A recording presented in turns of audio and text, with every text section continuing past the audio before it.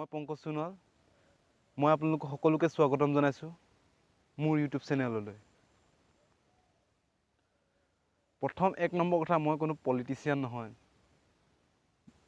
মই ৰাজনীতি ভাল পাওঁ, মোৰ ৰাজনীতি গাত আছে, মই ৰাজনীতি ভাল পাওঁ। সেইবাবে দুআষাৰমান ক'বলৈ ওলাইছোঁ। কথাটো হ'ল যে আজি সমগ্ৰ অসম জ্বলি আছে। উজনিৰ পৰা নামনিলৈ সমগ্ৰ অসম প্ৰতিবাদ হৈ আছে। আজি অসমৰ ছাত্ৰ সমাজৰ পৰা শিল্পী সমাজলৈ ওলাই আহিছে প্ৰতিবাদ কৰিবলৈ। বিষয়টো হৈছে কেব, নাগৰিকত্ব সংশোধনী বিধেয়ক 2016, যিখন অসমৰ ৰাজ্য চৰকাৰে আমাৰ অসমীয়াৰ ওপৰত জাপি দিব বিচাৰিছে। সেইবাবে মই অলপ বিৰোধিতা কৰিব বিচাৰিছোঁ সেই বিলখনক লৈ। কাৰণ কেবখন কেতিয়াও আমাৰ অসমৰ বাবে প্ৰযোজ্য নহয়। কাৰণ অসম হৈছে অসমীয়াৰ জন্মভূমি। 2014 চনত যেতিয়া লোকসভা নিৰ্বাচনত ভাৰতীয় প্ৰধানমন্ত্ৰী নৰেন্দ্ৰ ডাঙৰীয়া অসমত নিৰ্বাচনী প্ৰচাৰ চলাব আহিছিল, তেতিয়া তেখেতে উদাত্ত ভাষণ দি কৈ গৈছিল যে যেতিয়া কেন্দ্ৰত আমাৰ বিজেপি চৰকাৰ আহিব, তেতিয়া আমাৰ চৰকাৰ অহা 5-6 দিনৰ পাছত সমগ্ৰ ভাৰতবৰ্ষৰ পৰা য'ত যিমান বাংলাদেশী আছে তেখেতলোকে তালি টোপোলা লৈ উধাও হ'ব লাগিব বুলি কৈছিল। চৰকাৰ আহিলে, ভাৰতীয় নৰেন্দ্ৰ মোদী ডাঙৰীয়া চৰকাৰ আহিলে, চৰকাৰে কাম কৰিলে, কিন্তু আজিলৈকে দেখা নাপালোঁ যে বিদেশী এটা গ'ল নে নগ'ল। সেই ইমান দূৰলৈ নাযাওঁ। তাৰপিছত আহিলে আমাৰ অসম চৰকাৰ। যেতিয়া কংগ্ৰেছ চৰকাৰ চলি আছিল, তেতিয়া অসম চৰকাৰৰ এতিয়া যিখন অসম চৰকাৰ চলি আছে, মাননীয় সৰ্বানন্দ সোণোৱাল ডাঙৰীয়া বিজেপিয়াধীন চৰকাৰখন, তেতিয়া সৰ্বানন্দ সোণোৱাল ডাঙৰীয়াই এটাই কৈছিল যে পৰিৱৰ্তন। হয়, পৰিৱৰ্তন লাগে। তেতিয়া ভাবিছিলোঁ আমাক পৰিৱৰ্তন লাগে। কংগ্ৰেছ চৰকাৰ দিনতে বাংলাদেশী সমস্যাটো আছিলেই আমাৰ অসমত, বিদেশী সমস্যাটো আছিলেই। সেইবাবে যিমানকণ জানো সিমানকণ হৈ তেখেতে কৈছিল যে পৰিৱৰ্তন লাগে।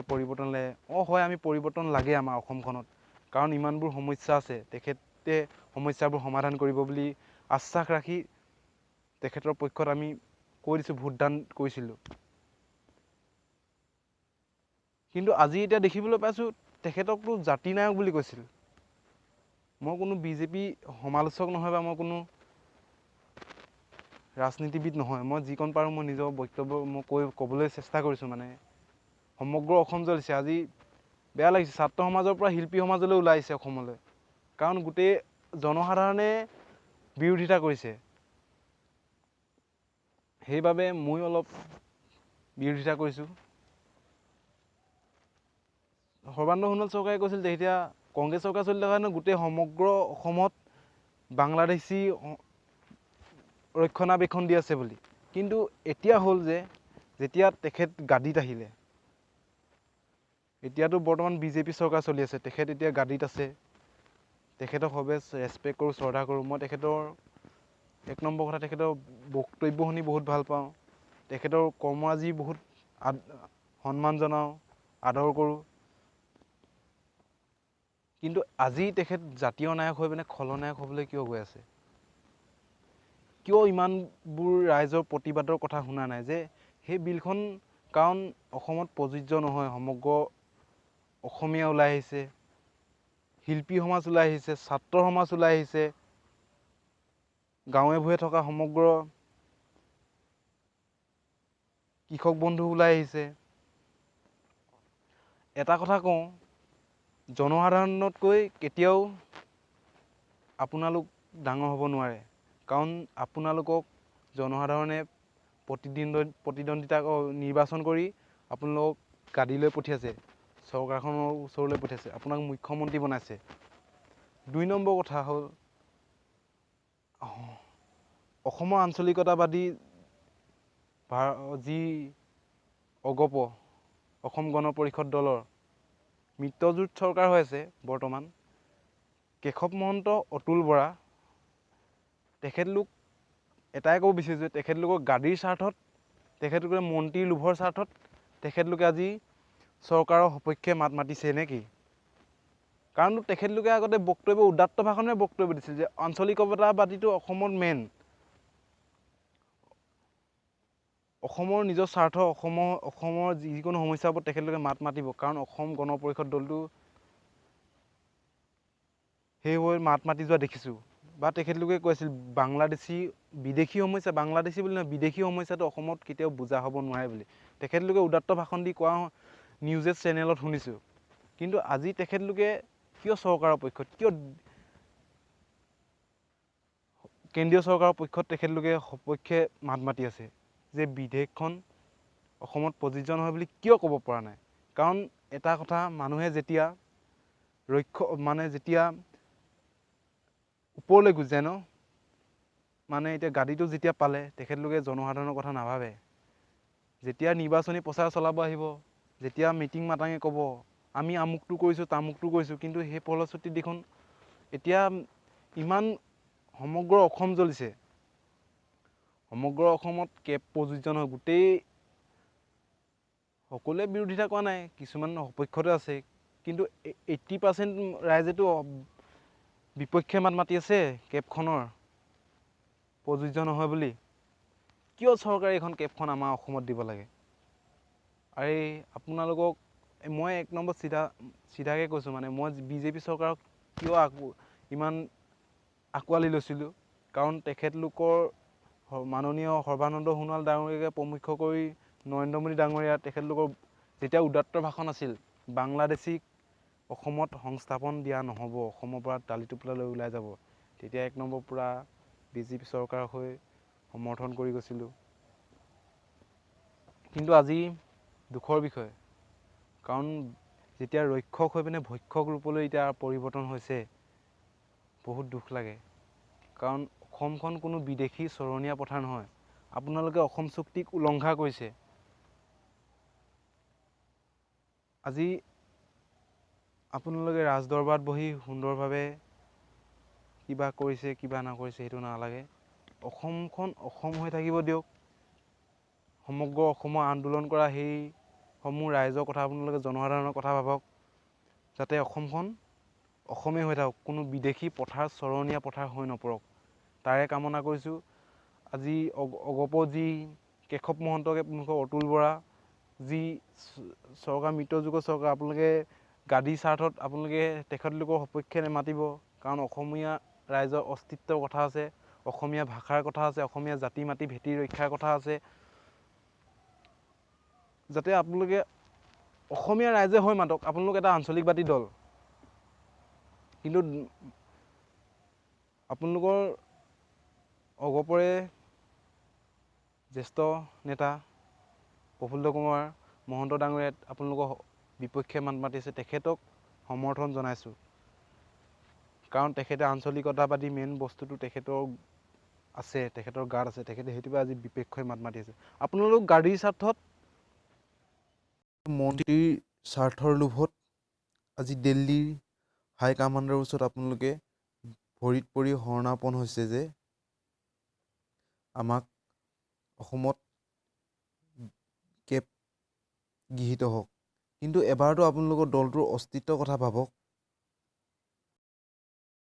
কেবক লৈ আজি জুবিন দাই মাত মাতি আহিছে, সমগ্ৰ বহাগী বিহু মঞ্চই তেখেতে কেবক লৈ বিৰোধিতা কৰিলে, আজিও কৰি গৈ আছে। এতিয়া আপোনালোকক এসপ্তাহ টাইম দিছে,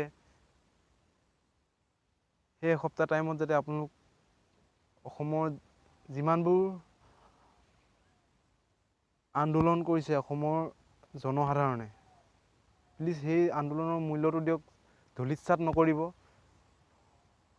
অসমখনত অসমীয়া হৈ জীয়াই থাকিবলৈ সকলোকে মাননীয় সৰ্বানন্দ সোণোৱাল ডাঙৰীয়া আৰু বহুকেইজন সদৌ অসম ছাত্ৰ সন্থাৰ পৰাই তেখেতে সেইখন মঞ্চৰ পৰাই যোৱা, তেতিয়াতো তেখেতলোকৰ এতিয়া সদৌ অসম ছাত্ৰ সন্থাই যেনেদৰে স্থিতি লৈ আছে, তেতিয়াতো সেই ইছ্যুটো মাননীয় সৰ্বানন্দ সোণোৱাল ডাঙৰীয়াহঁতেতো তেতিয়া লৈছিল। এতিয়া কিয় যে ৰজা হ'লোঁ বুলি যে অসমৰ জনসাধাৰণক ইমান আঘাত দিছে? কাৰণ আপোনালোকতো ছাত্ৰ সন্থাৰে কৰ্মী আছিল এটা সময়ত। ছাত্ৰ সন্থাৰ পৰা আপুনি আজি ইমান দূৰলৈ গুচি গ'ল। কিন্তু সেইটো সেই দলৰ সেইখন ছাত্ৰ সন্থাত থাকোঁতেনোতো তেতিয়া আপুনি এতিয়া যিটো ছাত্ৰ সন্থাৰ ইছ্যু আছিল আপুনিতো সেইটো ইছ্যু লৈ মাত মাতিছিল। এতিয়া আপুনি ৰজা হ'লো বুলি কিয় আপুনি আমাক ইমান আঘাত দিছে বা বিদেশী সমস্যাটো আমাৰ অসমত জাপি দিব বিচাৰিছে? কাৰণ স্পষ্ট কথা, অসমখন কেৱল অসমীয়াৰ বাবে, কোনো ইয়াত বিদেশী চৰণীয়া পথাৰ নহয়। মোৰ ফালৰ পৰা আপোনালোক ৰাজ্য বিজেপি চৰকাৰলৈ আপোনালোক এটাই অনুৰোধ, যাতে অসমৰ ৰাইজক ইমান অশান্তিত জীয়াই থাকিবলৈ নিদিব। কাৰণ আপোনালোকক আমিয়ে নিৰ্বাচন কৰি আপোনালোকক চৰকাৰৰ একোজন মন্ত্ৰী বনাইছোঁ বা আপোনালোকৰ ৰজা বনাইছোঁ। ৰজাই যদি প্ৰজাৰ কথা নাভাবে তেতিয়া কিন্তু বহুত দুখ লাগে। কাৰণ অসমত যে বিধেয়কখন জাপি দিব বিচাৰিছে, আপুনি কেবখন জাপি দিব বিচাৰিছে, কাৰণ গোটেই আমাৰ ভাষাৰ অস্তিত্ব, অসমীয়াৰ কোনো ভাষাৰ অস্তিত্ব নাইকিয়া হৈ যাব।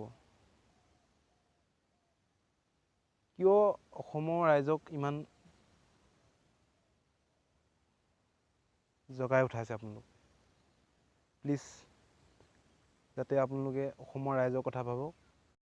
সৰ্বানন্দ সোণোৱাল ডাঙৰীয়াই যেতিয়া চৰকাৰ গঠন নকৰিছিল, যেতিয়া সংবাদ মাধ্যমৰ আগত বক্তব্য বা সভাবোৰত বক্তব্য প্ৰদান কৰিছিল যে অসমত বাংলাদেশী সমস্যাটো সমাধান কৰাৰ ক্ষেত্ৰত বা বাংলাদেশী অবৈধ প্ৰব্ৰজনকাৰী বাংলাদেশী বৃহৎ সমস্যাটো তেখেতে সমাধান কৰিব, সেই ইছ্যুলৈ তেখেতে চৰকাৰ গঠন কৰিছিল আৰু অন্যান্য কিছু দিশত লৈ কৰিছিল। কিন্তু আজি আমি কাৰ ওপৰত আস্থা ৰাখিম? আপুনি যদি জাতীয় নায়ক হৈ আজি জাতিদ্ৰোহী কাম কৰিবলৈ গৈ আছে, ঐতিহাসিক অসম আন্দোলনৰ 855জন শ্বহীদৰ কথা ভাবক, প্ৰাণ আহুতি দিয়া তেখেতলোকৰ কেঁচা তেজৰ মূল্যৰ কথা ভাবক। অসম চুক্তি কিয় উলংঘা কৰিব বিচাৰিছে? মোৰ এটাই অনুৰোধ, অসমৰ ভাষা, সংস্কৃতি, কৃষ্টি সংস্কৃতি, অসমৰ জাতি মাটি ভেটিৰ কথা সদায় কৈ আহিছে আপুনি। সেই হিচাপে আপুনি অসমীয়া ৰাজ্যক ৰক্ষা কৰক। আমি আৰু এতিয়া আস্থা ৰাখিম কাৰ ওপৰত? প্ৰতিবাৰে চৰকাৰ গঠন হয়, প্ৰতিবাৰে অসমীয়া ৰাইজৰ বুকুতে কুঠাৰঘাত মাৰে। অসমীয়া ৰাইজে কেতিয়াও নিবিচাৰে যে অসমখন এখন বাংলাদেশী বিদেশী চৰণীয়া পথাৰ হৈ পৰক। কেতিয়াও নিবিচাৰে, কাৰণ অসমখন কেৱল অসমীয়াৰ জন্মভূমি। আৰু বেছি ক'বলৈ নাযাওঁ, ইমানখিনিয়ে ক'লোঁ। মোৰ যিকণ বিবেকেৰে ঢুকি পাইছোঁ। জয় আই অসম। যদি মোৰ ভিডিঅ'টো চাই ভাল পাইছে, প্লিজ মোৰ চেনেলটোত লাইক এটা কৰিব, কমেণ্ট এটা কৰিব আৰু ছাবস্ক্ৰাইব কৰিবলৈ যে একেবাৰে নাপাহৰিব।